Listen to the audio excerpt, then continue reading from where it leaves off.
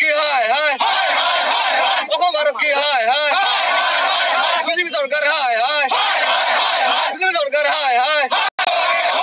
সংবাদ নিযুক্তি প্ৰক্ৰিয়া চিবিল হ'ব লাগে মানকাচৰত গৃহৰক্ষী বাহিনীৰ নিযুক্তিৰ চূড়ান্ত তালিকাত অনিয়মৰ অভিযোগ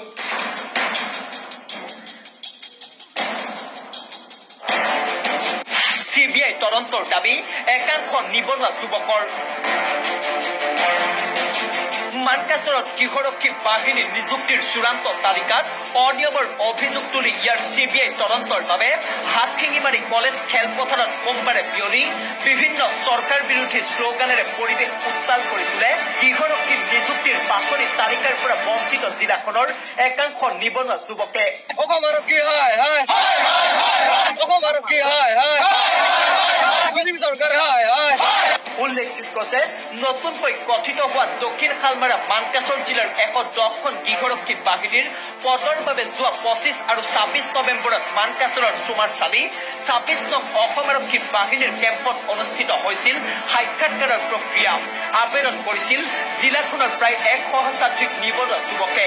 কিন্তু বিজ্ঞাপনত SC OBC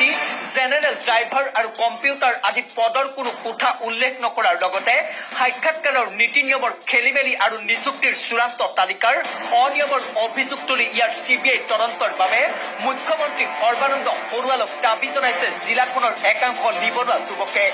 আনকি সাক্ষাৎকাৰত প্ৰথম স্থান দখল কৰা যুৱকক বাছনি কৰাৰ বিপৰীতে সাক্ষাৎকাৰত স্থান নোপোৱা যুৱকৰ নাম চূড়ান্ত তালিকাত অন্তৰ্ভুক্ত হোৱাৰো অভিযোগ উত্থাপিত হৈছে ইফালে নিযুক্তি তালিকাখনৰ সৰজমিন তদন্তৰ বাবে জিলা উপায়ুক্তক এখন লিখিত অভিযোগ দাখিল কৰাৰ লগতে DIC ইয়াৰ প্ৰতিলিপি দাখিল কৰে যুৱকসকলে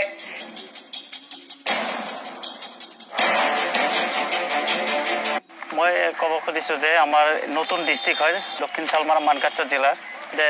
গৃহৰক্ষী বাহিনী এটা ইণ্টাৰভিউ হৈ গ'ল যে নতুন 110টা পোষ্ট ওলাইছিলে তে ইণ্টাৰভিউ ইতিমধ্যে হৈ গ'ল আৰু এটা পৰিতাপৰ বিষয় যে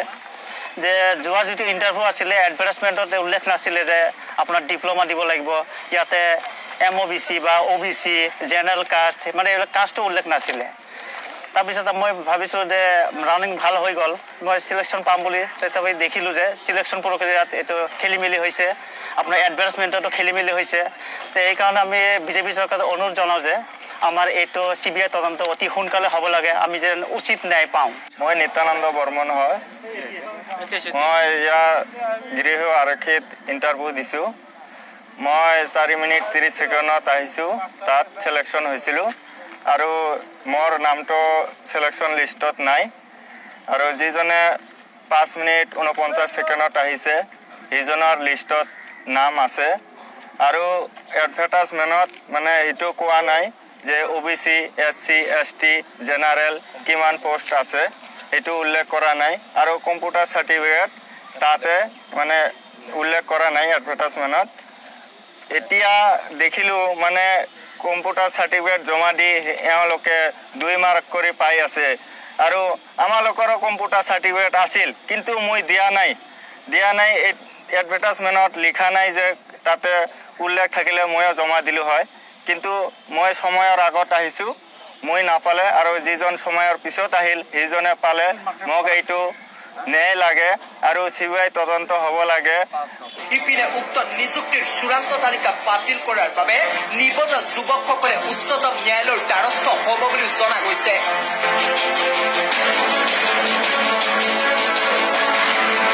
হাতশিঙিমাৰীৰ পৰা ছফিউৰ ৰহমানৰ ৰিপৰ্ট DNA আসাম